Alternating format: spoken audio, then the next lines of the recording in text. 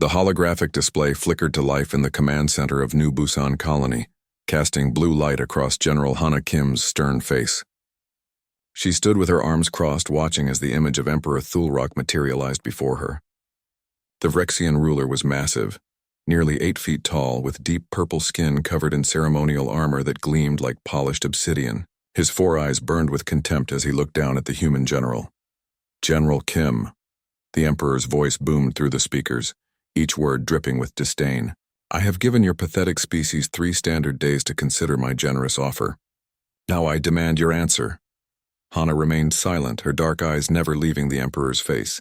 Behind her, Commander Minho Park shifted nervously, his hand hovering over his datapad. He had advised her to at least pretend to negotiate, to buy humanity more time. But Hana had other plans. The Emperor continued, his massive jaw working as he spoke. "You will surrender the colonies of New Busan, Terra Nova, and Crimson Harbor to the Vrexian Empire. You will also pay an annual tribute of 10,000 tons of refined titanium and quantum crystals. In return, I will allow your species to continue existing as vassals under my protection." "Protection from what?" Hana asked quietly, her voice cutting through the tension like a blade. The Emperor's eyes widened slightly, as if surprised that she had spoken at all. Then he laughed, a deep rumbling sound that made the speakers crackle. "From me, of course.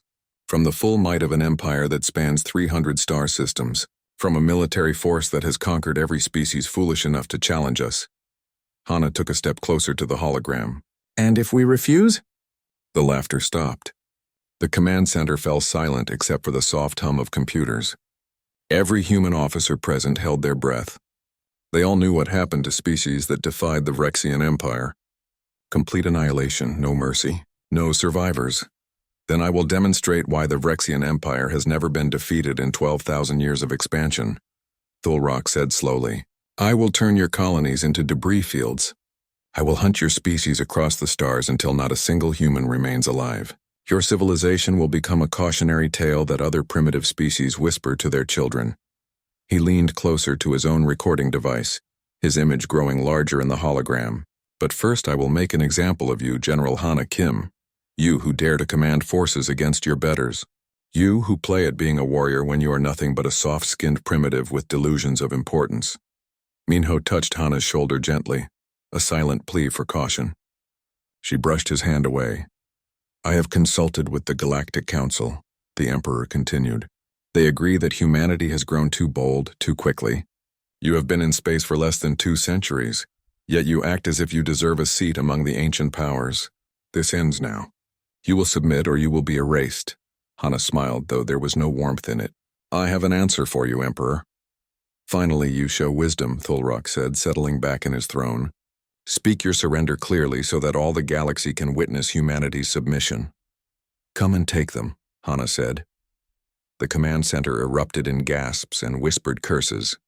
Minho closed his eyes and muttered something under his breath. Colonel Jiwon Choi, who had been standing near the tactical display, actually laughed out loud, though it sounded more like despair than amusement. The Emperor stared at Hana for a long moment, as if unable to process what he had just heard. "What did you say?" "You heard me perfectly well," Hana replied, her voice steady and calm. "If you want our colonies, come and take them. If you want us to bow, come and make us.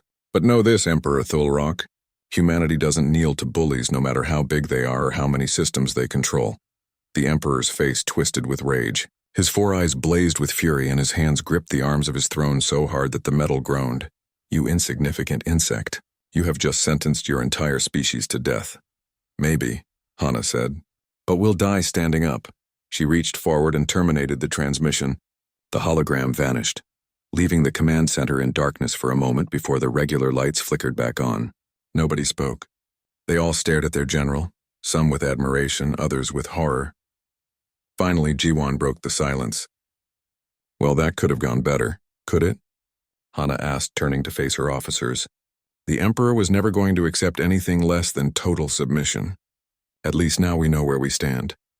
"We stand on the edge of extinction," Minho said quietly. "The Vrexian Empire has 6,000 warships. We have 300. They have weapons that can crack planets. We have kinetic cannons and missile systems that are considered primitive by galactic standards. And yet we're still here. Hana said. She walked to the large window that overlooked New Busan's capital city. Millions of humans lived below, going about their daily lives, unaware that their general had just declared war on the most powerful empire in the galaxy. You know what the difference is between us and every other species the Vrexians have conquered? What? Jiwan asked. They expected to win, Hana said. Every species the Emperor crushed thought they could negotiate, or that their technology would save them, or that the Galactic Council would intervene. They had hope, and that hope made them weak, made them hesitate, made them slow to act. She turned back to her officers. We have no illusions. We know we're outmatched. We know this is probably suicide. And that clarity, that absolute understanding of our situation is going to be our advantage. We have nothing to lose and everything to prove. Minho pulled up a data stream on his pad. General, I'm receiving reports that the transmission was broadcast across the entire galactic network. Every species with communication technology just watched you challenge the Emperor. Good, Hana said. There's more, Minho continued. The betting markets are already active. The odds of human survival are 3,000 to 1 against. Most species are taking bets on how long we'll last, not whether we'll survive. Even better, Hana said. She pulled up a tactical display of the New Busan system. How long before the Emperor responds? Jiwan studied her own datapad. Intelligence suggests he'll send a military force within a week. Standard Vrexian doctrine would be a battle fleet of at least 50 capital ships, maybe more given how angry you just made him. No, Hana said softly. He won't do that. Not at first, why not? Minho asked. Because I insulted him personally, Hana explained. I didn't just refuse his demands. I challenged his authority in front of the entire galaxy. He'll want to make an example of me specifically before he destroys our colonies. He'll send assassins first. The best killers his empire has to offer. Minho's face went pale. The Crimson Hand, Hana nodded. The Crimson Hand. Everyone in the command center knew about the Crimson Hand. The Emperor's personal assassination squad, 12 of the deadliest killers in the galaxy, trained since birth to infiltrate, hunt, and eliminate high-value targets. They had never failed a mission in 300 years. Kings, generals, rebel leaders all had fallen to the Crimson Hand's blades. General, you need to increase your security immediately, Jiwan said urgently. Go into protective custody. Let us lock down the colony and screen every person who... No, Hana said simply. No? Jiwan repeated, incredulous. If I hide, they'll just kill civilians until I come out, Hana said. And if I surround myself with guards, they'll find a way through anyway. These are the best assassins in the galaxy. Conventional security won't stop them. Then what will? Minho asked. Hana smiled again, and this time there was something dangerous in her expression. Me. The transport ship landed at New Busan's civilian port 3 days after General Hana's transmission to the Emperor. It registered as a merchant vessel from the Talaxian Trade Confederation, carrying refugees displaced by a recent border conflict. Immigration officers processed the passengers without incident. Among them were 12 individuals who blended perfectly into the crowd of tired, desperate travelers seeking sanctuary on a human colony. These 12 were the Crimson Hand. Their leader, Korvash, moved through the customs checkpoint with practiced ease. His adaptive camouflage made him appear as a standard Talaxian trader, complete with the proper documentation and biometric signatures. The human officer scanning his credentials never noticed the micro-thin molecular blade hidden in his forearm, or the neural disruptor embedded in his chest cavity, or the fact that his heartbeat was completely artificial. Welcome to New Busan, the officer said, stamping his clearance. Enjoy your stay. I intend to, Korvash replied, his voice modulator perfectly mimicking Talaxian speech patterns. He walked into the colony proper and activated his secure communication channel. 11 confirmations blinked in his field of vision. All of his team had made it through customs successfully. The hunt could begin. While the assassins dispersed into the city, Commander Minho Park sat in his office reviewing arrival records for the past week. Something bothered him, though he couldn't quite identify what. He ran facial recognition software, checked travel histories, verified documentation against central databases. Everything appeared legitimate. You look like you haven't slept, a voice said from his doorway. Minho looked up to see Major Soman Lee leaning against the frame. The special operations officer carried herself with the easy confidence of someone who had survived 100 combat drops. Her left arm was cybernetic, replaced after a plasma grenade had destroyed the original during the Frontier Wars. "I can't shake the feeling that they're already here," Minho said. "The assassins?" Soman walked into the office and pulled up a chair. "If they're here, they're invisible. We've swept the colony 3 times. Enhanced scanners, thermal imaging, quantum detection, nothing." "That's what worries me," Minho said. "The Crimson Hand doesn't show up on scanners. They use technology we barely understand." Soman nodded slowly. "So what do we do?" "We wait," Minho said. "And we watch the general." General Hana Kim walked through the central market of New Busan without any visible security escort. Vendors called out their wares. Children ran between stalls, and the smell of cooking food filled the air. To any observer, she appeared completely unguarded and vulnerable. Korvash watched her from a rooftop 300 meters away. His optical enhancers tracked every movement she made. He studied her body language, her reaction times, the way she scanned her surroundings. She was good, better than he expected from a human. But she was still just a soft-skinned primitive playing soldier. "I have a clear shot," one of his team members whispered through the communication channel. "Permission to eliminate target?" "Denied," Korvash replied. "This is not a simple assassination.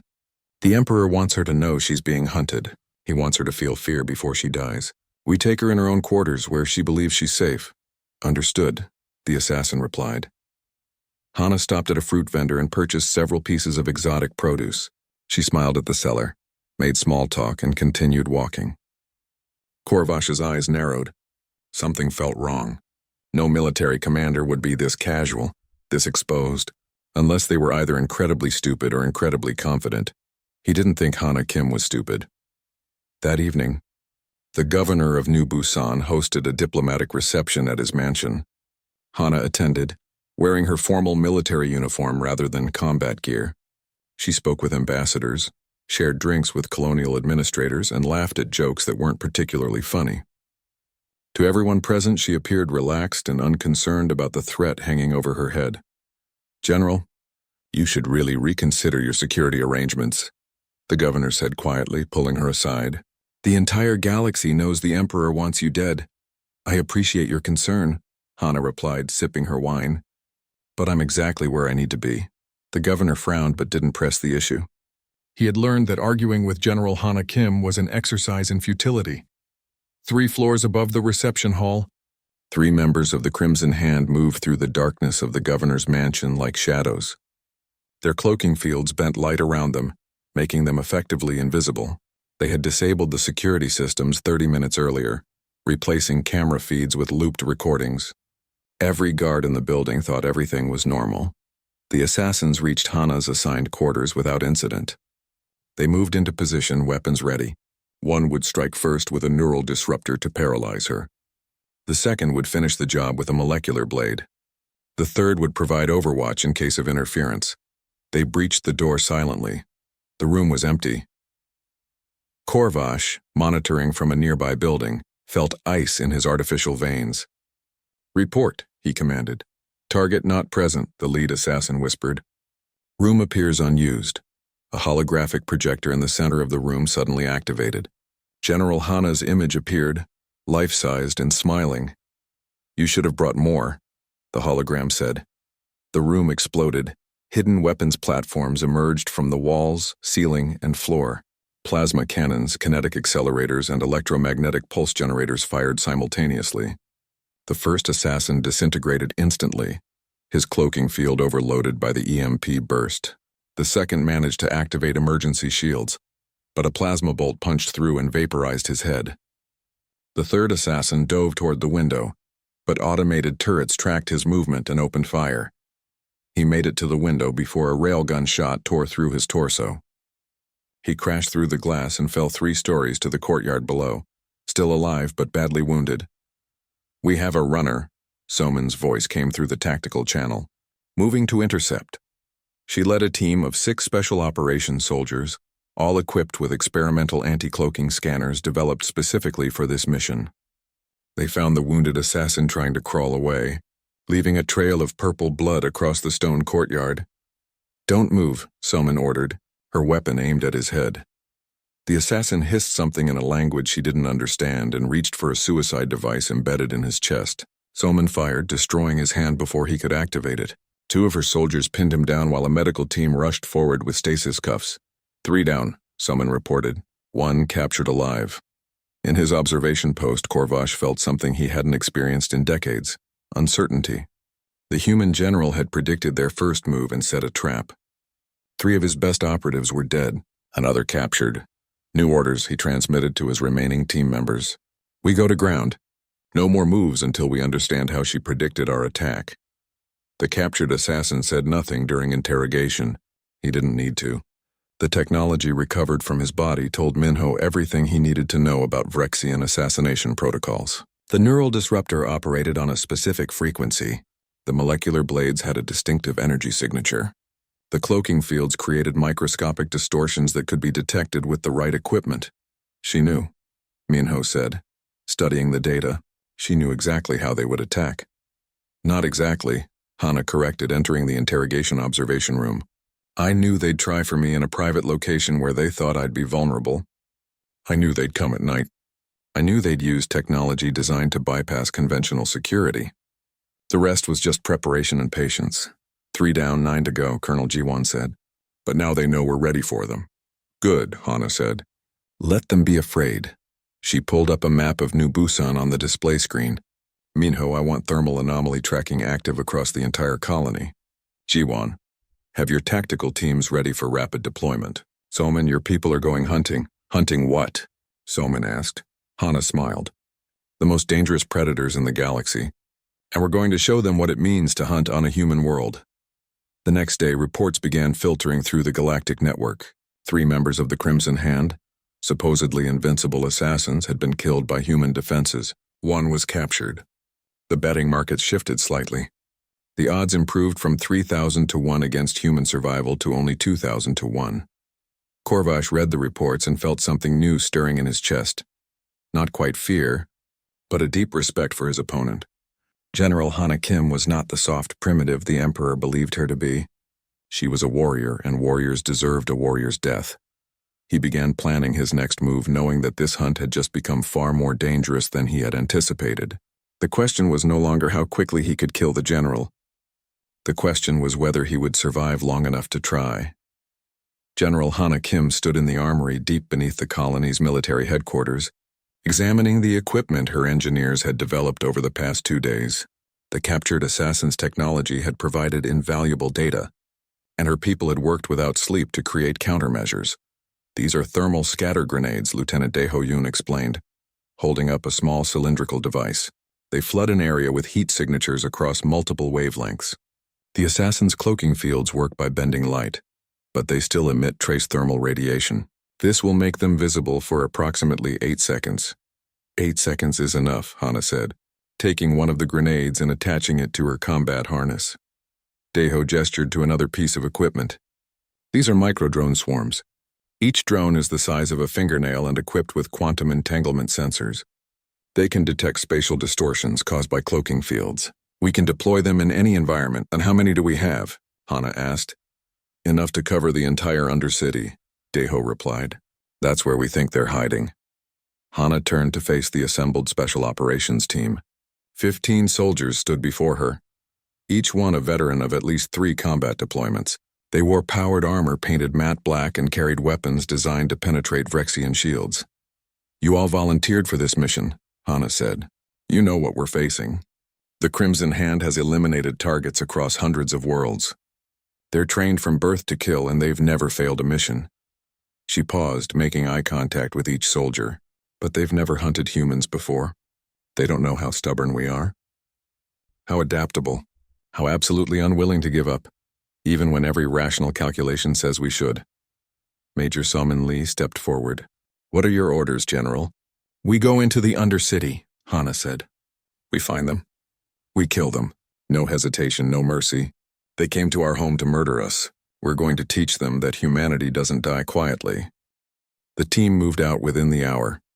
The Undercity of New Busan stretched beneath the main colony like a vast network of veins. Originally built as maintenance tunnels and storage facilities, it had evolved into a sprawling underground community where thousands of people lived and worked. The lighting was dim, the air was recycled, and the shadows were deep enough to hide anything. Hana's team split into 3 groups. She led one herself, with 5 soldiers following her through the maze of corridors. Soman commanded the second group, and Captain Hiejinam led the third. They stayed in constant communication, sharing sensor data and tactical information. Thermal anomaly detected Section 7. Minho's voice crackled through Hana's earpiece. He was coordinating from the command center above. Could be one of them. Moving to intercept, Hana replied. She led her team through a series of tight passages until they reached Section 7, an abandoned storage area filled with rusting machinery and broken equipment. The air was cold and smelled of metal and decay. Deploy drones, Hana ordered quietly. One of her soldiers released a swarm of microdrones. They scattered through the area like invisible insects, their sensors searching for any sign of spatial distortion. Within seconds, the data fed back to Hana's tactical display. Contact, she whispered. Northwest corner behind the old generator housing. The assassin must have realized he was detected because he moved. Hana saw the blur of motion and threw a thermal scatter grenade. The device detonated with a soft pop, flooding the area with heat signatures. For 8 precious seconds, the assassin's cloaking field failed. He was less than 10 meters away, a tall figure in dark armor with weapons mounted on both arms. He raised a neural disruptor and fired. The bolt sizzled through the air where Hana had been standing, but she was already moving. Her combat training took over, enhanced reflexes pushing her body faster than normal human speed. She returned fire with her plasma rifle. The assassin's shields absorbed the first shot, but the second and third punched through. He staggered, wounded but not dead. His cloaking field reactivated, but Hana's team had already triangulated his position. 5 soldiers opened fire simultaneously. The assassin tried to escape, but there was nowhere to go. He fell, his body riddled with plasma burns and kinetic rounds. 1 down, Hana reported. 8 remaining. Over the next 6 hours, the hunt continued through the Undercity's dark corridors. The assassins fought with desperate skill, using every technique they had mastered over decades of training.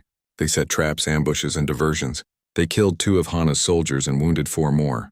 But the humans adapted faster than the Vrexians expected. Every time an assassin used a tactic, Hana's team developed a counter-tactic. Every piece of technology the assassins deployed was analyzed and defeated.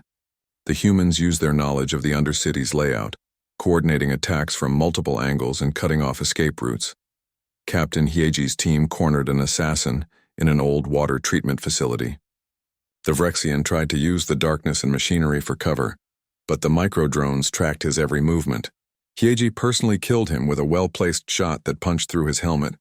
Soman's group engaged 2 assassins simultaneously in a residential area. The fight was brutal in close quarters. The assassins were faster and stronger individually, but the humans fought as a coordinated unit. They used suppressing fire to pin one assassin while flanking the other. Both Vrexians died within minutes. 5 down total, Minho updated. 7 remaining. But the victory came at a cost. Lieutenant Daeho Yoon's team was ambushed while clearing a commercial sector. An assassin had rigged explosives throughout the area, turning it into a death trap. The blast killed 3 soldiers instantly. Daeho saw a secondary bomb positioned near a civilian shelter where families were hiding. He didn't hesitate. He ran toward the bomb, knowing he couldn't defuse it in time. Instead, he grabbed it and kept running, carrying it away from the shelter. The bomb detonated 20 meters away, killing him instantly but saving 53 civilians. Daeho is gone, Soman reported, her voice tight with grief. He saved a lot of people. Hana closed her eyes briefly, then opened them again. Mark his position. We'll recover his body when this is over. Right now we keep hunting. Another assassin fell when Hana's team tracked him to an industrial foundry. He tried to use the extreme heat of the smelting equipment to mask his thermal signature, but the microdrones detected the spatial distortion his cloaking field created. The team drove him into a corner and eliminated him with concentrated fire. The remaining assassins began to realize they were losing. These humans weren't supposed to be able to fight back effectively. The Crimson Hand had killed generals, admirals, and planetary governors across dozens of species, and none had mounted a defense like this. Soman's team engaged another assassin in the Undercity's power generation sector. The battle raged among massive generators and electrical conduits. The assassin was skilled and dangerous, but he made a critical mistake.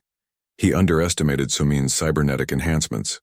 When he moved in for a close-quarters kill, expecting to overpower a normal human, Somin's artificial arm moved with inhuman speed. She caught his molecular blade with her cybernetic hand, the weapon unable to cut through the advanced alloy. Her other hand drove a combat knife into his throat.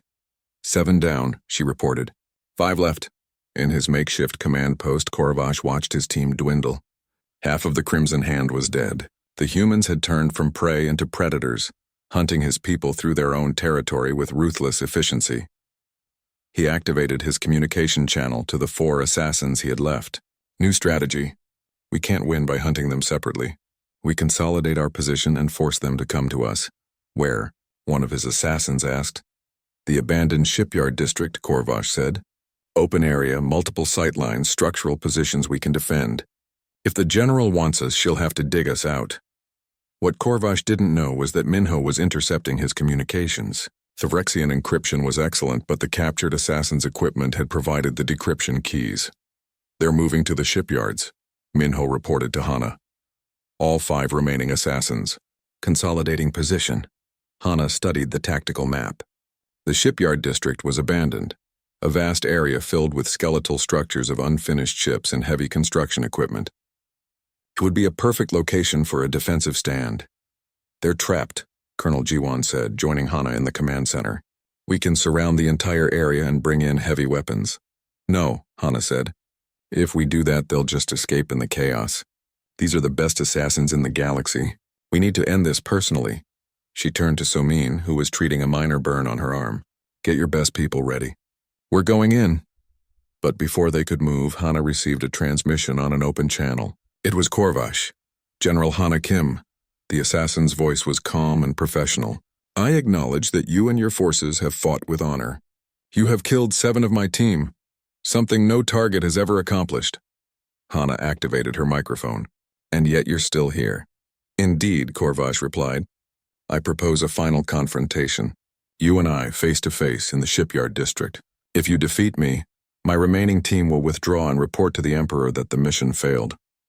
You expect me to believe that? Hana asked. No, Korvash said honestly. But I think you'll come anyway.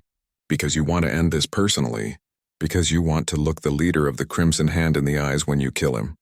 Hana was quiet for a moment. Then she smiled. Send me the coordinates. I'll be there in 1 hour. General, this is obviously a trap, Jiwon protested. I know, Hana said. I'm counting on it. The abandoned shipyard stretched across 5 square kilometers of industrial wasteland. Massive skeletal structures rose into the night sky like the bones of mechanical giants. Construction equipment sat frozen in place, abandoned when the colony's economy shifted and made the facility obsolete. Darkness filled every corner, broken only by occasional emergency lights that still functioned after years of neglect. General Hana Kim walked into the shipyard exactly on time. She wore light combat armor rather than powered armor, and carried only a plasma pistol on her hip. To any observer, she appeared alone and vulnerable. Korvash watched her approach from his position atop an unfinished frigate hull. His optical enhancers studied every detail of her movement. She walked with confidence, her head up, scanning the environment but not appearing afraid. His 4 remaining assassins were positioned throughout the shipyard, hidden and ready to strike. She actually came, one of the assassins whispered through the secure channel. The human is either incredibly brave or incredibly foolish. Both, perhaps, Korvash replied. Wait for my signal. He dropped from the hull, landing 20 meters in front of Hana. His cloaking field deactivated, revealing him fully. He stood nearly 7 feet tall, his armor covered in the markings of his rank and achievements. 2 molecular blades extended from his forearms, gleaming in the dim light. General Kim, he said, his voice carrying across the empty space. I am Korvash, leader of the Crimson Hand. I have eliminated 73 targets across the galaxy. Kings, generals, and warlords have all fallen to my blades. You will be the 74th. Hana stopped 10 meters away from him. I've heard about you. The Emperor's personal killer. The shadow that no one escapes. You honor me, Korvash said. I must admit I have developed respect for you. You have fought with skill and courage. You have killed 7 of my team, a feat no target has ever achieved. For this, I will grant you a warrior's death, quick, honorable. How generous, Hana said dryly. Before we begin, I'm curious about something. Speak, Korvash said. Why do you work for him? Hana asked. You're clearly intelligent, capable. You could be your own person, but instead you're just the Emperor's attack dog. Korvash tilted his head slightly. I serve because service gives purpose. The Emperor provides direction, order. Without him, I would be just another killer in a galaxy full of violence. With him, I am part of something greater than myself. You're part of a tyranny, Hana said. You help maintain an empire built on fear and oppression. And you are part of a species that will be extinct within the month, Korvash replied. Your philosophical objections mean nothing in the face of reality. Now enough talk. Defend yourself. He moved with blinding speed, covering the distance between them in less than a second. His molecular blades sang through the air, aimed at Hana's throat and chest simultaneously. The attacks were perfect, the timing flawless, the execution refined through decades of practice. Hana wasn't there. She had moved with equal speed, her body enhanced by subtle cybernetic improvements she had kept hidden from galactic intelligence agencies. She twisted aside, drew her plasma pistol, and fired 3 rapid shots.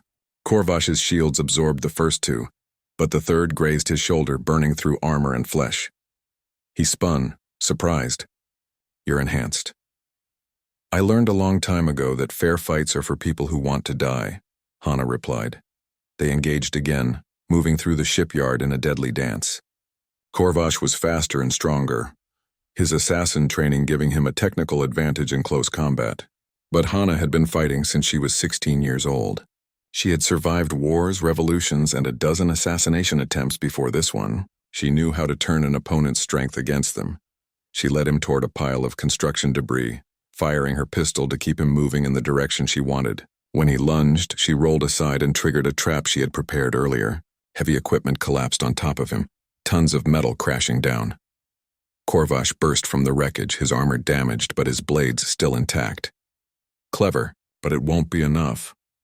It doesn't have to be, Hana said. That's when his 4 assassins revealed themselves, emerging from their hiding positions throughout the shipyard. They surrounded Hana, weapons ready. She stood in the center of a kill zone with no apparent cover.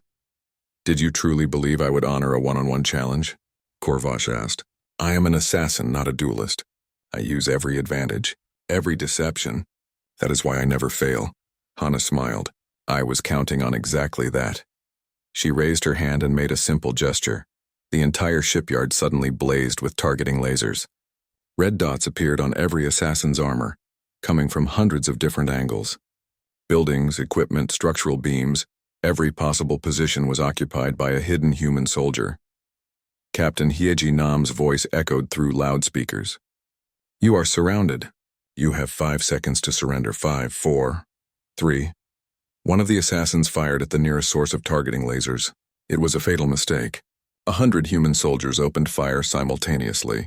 The shipyard erupted with plasma bolts, kinetic rounds, and energy weapons.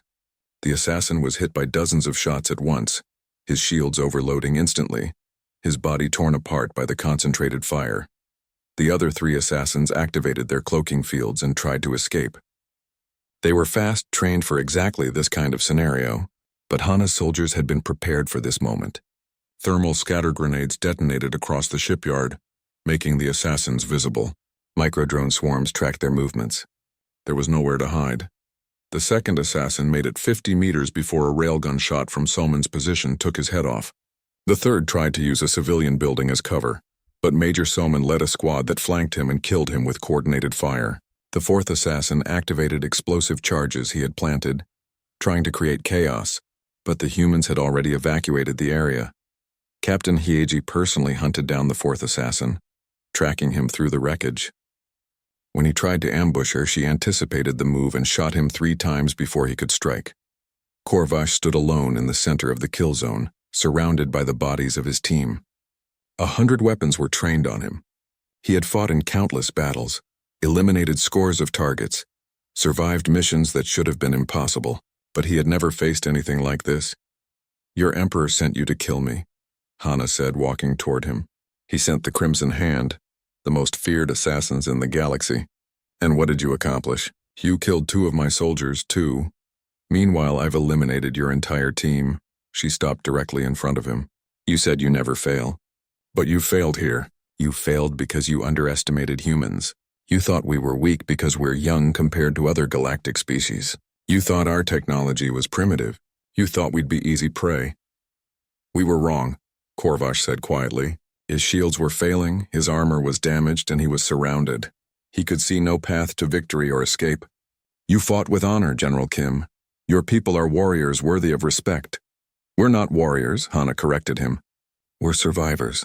We're a species that crawled out of caves on a deadly planet, fought our way to the top of the food chain, and then reached for the stars because we refused to be contained. You can't kill that with assassins or threats or overwhelming force. Korvash lowered his blades. If you're going to kill me, do it now. No, Hana said. She pulled out a combat knife and held it out to him. Take this. Die with a weapon in your hand like the warrior you claim to be. Korvash stared at the offered knife. Then he understood. This was not mercy. This was respect. A warrior's death. He took the knife and bowed slightly. Thank you, General. You're welcome, Hana said. She drew her plasma pistol. Korvash moved, not to attack her but to force her to kill him in combat. His honor demanded it. Hana fired once, a clean shot to the center of his chest. He fell, the knife still in his hand. The shipyard fell silent except for the hum of cooling weapons and the soft footsteps of soldiers moving to secure the area.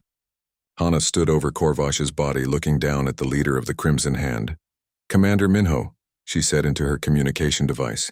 Yes, General, his voice replied. Prepare the medical team. I want the bodies of all 12 assassins preserved using military-grade stasis technology. No decomposition, no damage. I want them exactly as they fell. Understood, Minho said. May I ask why? Because we're sending them home, Hana said. All of them. Every single head. I want them mounted in a container made from Terran steel. And I want a message engraved on that container in the Rexian language. What message? Minho asked. Hana looked out across the shipyard at her soldiers, dirty and exhausted but victorious. Tell the Emperor you sent your best. Send better or send nothing. 3 hours later, medical teams had recovered and preserved all 12 assassin bodies. Engineers worked through the night to create a container exactly to Hana's specifications. The steel was forged in New Busan's foundries, marked with Earth's symbol and humanity's declaration of defiance. When it was finished, the container was loaded onto an automated drone ship, programmed with a single destination, the Vrexian Imperial Palace. The ship would broadcast its contents and purpose on all frequencies as it traveled through space. The entire galaxy would know what humanity had done. As the drone ship launched, Hana watched from the command center's observation deck. Colonel Jiwon stood beside her. Do you think this will stop him?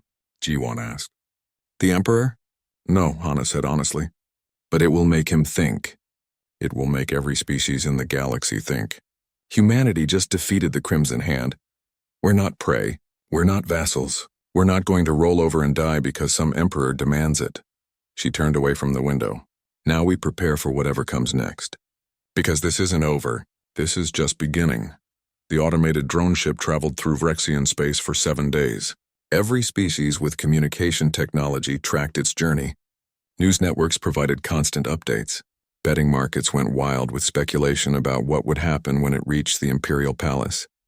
Some thought the Emperor would destroy the ship before it arrived. Others believed he would ignore it entirely. A few dared to suggest that humanity's bold action might actually change something. The ship was not destroyed. It was not ignored. On the 7th day, the drone ship entered orbit around the Vrexian homeworld and transmitted a request for landing clearance at the Imperial Palace.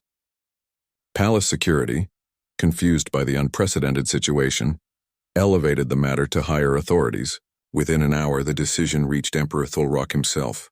Let it land, he commanded. I want to see what these primitives have sent me. The ship landed in the palace's grand courtyard, an area usually reserved for visiting dignitaries and important ceremonies. Thousands of Vrexian officials, military officers, and nobles gathered to witness the opening of the container. The entire event was broadcast across the empire. Emperor Thulrock descended from his throne and approached the steel container. It was 3 meters long, 1 meter wide, and engraved with symbols that made the Vrexian language experts in attendance whisper nervously. The message was simple and brutal. You sent your best. Send better, or send nothing. The Emperor's massive hands gripped the container's seal. He tore it open with raw strength, and the contents were revealed to his entire court. 12 heads perfectly preserved in stasis fields. The complete Crimson Hand. Every assassin sent to kill General Hana Kim, now arranged in neat rows like trophies. The court fell absolutely silent. No one spoke. No one moved. The Emperor stared at the heads of his personal assassins, the killers who had never failed a mission in 300 years. How? Someone whispered. Emperor Thulrock's 4 eyes burned with an emotion that few had ever seen in him. Genuine uncertainty mixed with rage and something that might have been fear. His hands trembled slightly as he looked at Korvash's preserved face. An old Vrexian general named Kresh stepped forward. He was ancient by their standards, with armor bearing the marks of 100 battles. He had served the Empire for longer than most species had existed. Your Majesty, Kresh said carefully. If I may speak? Speak, the Emperor commanded, his voice tight with barely controlled fury. The humans did not simply kill the Crimson Hand, Kresh said.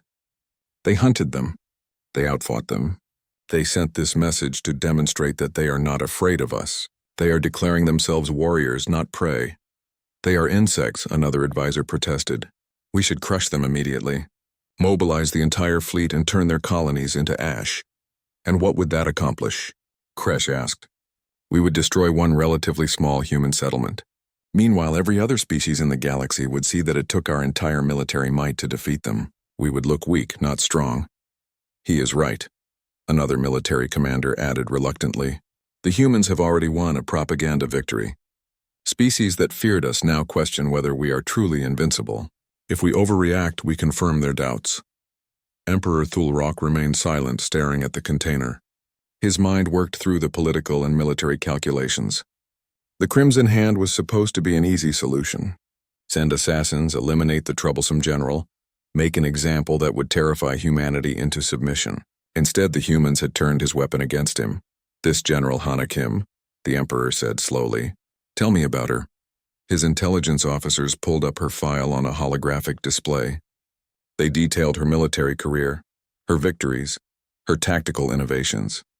They showed footage of the battles against the assassins, demonstrating how she had adapted human technology to defeat Vrexian advantages. She is formidable, Kresh observed.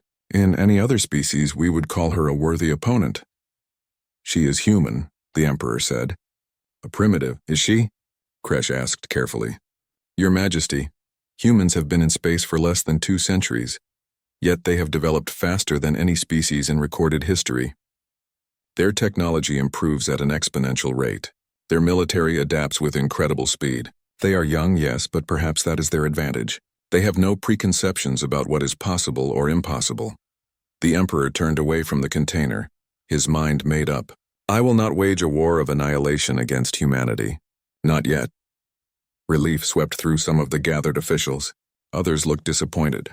However, the Emperor continued, I will not ignore this insult either. Send a transmission to the human government. Inform them that I recognize General Hana Kim as a worthy opponent under Vrexian warrior tradition. She has earned the right to be treated as a legitimate military threat. Your Majesty, that is an honor we have only granted to 3 species in our entire history, an advisor protested.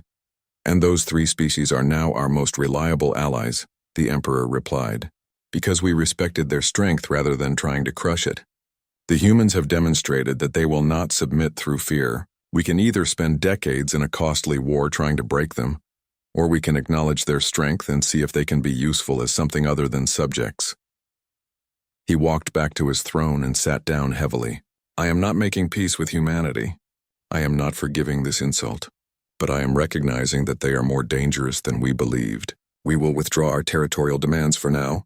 We will watch them carefully. And if they prove to be a genuine threat rather than just a temporary annoyance, then we will respond accordingly. And the general? Kresh asked. She lives, the Emperor said. For now. She has won this round. Let her enjoy her victory while it lasts. The transmission reached Earth and its colonies within hours. The Terran Council met in emergency session to discuss the implications. Some saw it as a victory. Others worried it was just a temporary reprieve. At New Busan, General Hana received the news in her office. Commander Minho and Colonel Ji-won were with her. reviewing the Emperor's official statement. He called you a worthy opponent, Minho said, reading from the document. That's significant. The Vrexians don't grant that title lightly. Does this mean we're safe? Jiwon asked. No, Hana said firmly. It means we bought ourselves time. The Emperor backed down because destroying us would cost more than he's willing to pay right now, but that calculation could change at any moment. She pulled up a star map showing human territory and the surrounding alien empires. This bought us time to prepare. Time to build alliances. Time to improve our defenses. We need to use it wisely. A priority message appeared on her screen. It was from Delegate Sujin Kwan, humanity's ambassador to the Galactic Council. General Kim, Sujin's message began. Your actions have changed everything. I'm receiving invitations to security councils that were previously closed to humans. Species that wouldn't acknowledge our existence are now requesting meetings. Everyone wants to know if humanity would consider defensive alliances. Hana read the message carefully. We're not prey anymore. We're players. Over the following weeks, the effects of General Hana's victory rippled across the galaxy. 3 alien empires that had been planning aggressive moves against human territory quietly abandoned their plans. The betting markets that had given humanity 3,000 to 1 odds of survival were now rating them as a legitimate mid-tier military. Power. Recruitment for the Terran military increased by 300%. Young humans across the colonies volunteered to serve, inspired by the story of how General Hana had defeated the galaxy's most feared assassins. The military academies couldn't process applications fast enough. 6 months after the confrontation, something unexpected arrived at New Busan. A ship bearing Vrexian military markings but flying under a diplomatic flag. It requested permission to land. Hana met the ship personally, flanked by heavy security. The airlock opened and out stepped General Kresh, the ancient Vrexian warrior who had spoken before the Emperor's court. General Kim, Kresh said, his voice rough but respectful. I come bearing something unusual. He held out a small metal disc engraved with Vrexian symbols. This is a warrior's mark. It is given only to those who have proven themselves in combat against Vrexian forces. The Emperor authorized me to present it to you. Hana took the disc, studying it carefully. Is this supposed to make me forgive him for trying to kill me? No, Kresh said. It is an acknowledgement. You defeated the Crimson Hand. You sent a message that resonated across the galaxy. The Emperor is many things, but he is not blind to strength when it is demonstrated so clearly. What happens now? Hana asked. That depends on you, Kresh replied. The Emperor has withdrawn his territorial demands. He will not attack humanity without significant provocation, but neither is he your friend. You exist in a state of armed respect, which in galactic politics is often the best relationship possible. He turned to leave, then paused. One more thing, General. What you did was remarkable. Most species submit when faced with Vrexian power. A few fight and are destroyed. But you did something different. You turned our weapon against us and made us respect you for it. That is rare. Treasure it, but do not grow overconfident. The galaxy is vast and full of dangers greater than the Vrexian Empire. I know, Hana said. We're ready. After Kresh departed, Hana returned to her command center where her staff was waiting. They looked at her expectantly, wondering what the Vrexian general had said. We won, Hana said simply. Not the war, but this battle. The Emperor knows we're not easy prey. Other species know we can defend ourselves. We've earned a place at the table. What are your orders, General? Soman asked. Hana looked at the star map again, showing human colonies spreading slowly across space. We prepare. We train, we build. Because this peace is temporary. Something else will challenge us eventually. Another empire, another crisis, another threat. And when it comes, we'll be ready to face it the same way we faced the Crimson Hand. Standing up, Minho said. Exactly, Hana confirmed. She addressed her entire staff. The Emperor sent killers to make us afraid, to make us submit, to prove that humanity was weak and vulnerable. We showed him the truth. We're not afraid. We don't submit. And we're far from weak. We sent their heads back, Jiwon said with a slight smile. Yes, Hana agreed. And in doing so, we sent a message to the entire galaxy. Humanity is young. We're still learning. We make mistakes and we face challenges that older species have long since overcome. But we have something that can't be taught or given or conquered. We have the absolute refusal to give up. even when every logical calculation says we should. She walked to the window overlooking New Busan's capital city. Millions of humans lived there, going about their daily lives, most of them unaware of how close they had come to annihilation. They're safe now, Hana said, for the moment. And we're going to keep them safe no matter what it takes, because that's what we do. That's what humans have always done. We protect our own. We fight when we must, and we never ever stop moving forward. Commander Minho pulled up a report on his datapad. General, we're receiving applications from 15 different species wanting to establish military cooperation agreements with humanity. They're calling us the species that defeated the Crimson Hand. Schedule meetings with all of them, Hana said. But be cautious. Some will want genuine alliances. Others will just want to study us for weaknesses. We need to learn which is which. Understood, Minho said. As her staff dispersed to their various duties, Hana remained at the window, looking out at the stars. Somewhere out there, Emperor Thulrock was planning his next move. Other empires were watching and calculating. The galaxy was as dangerous as ever. But humanity had proven something important. They had proven they could fight. They could win. They could face the darkness and come out the other side still standing. The Emperor had sent his killers. General Hana Kim had sent their heads back, and the galaxy would remember that message for a very long time.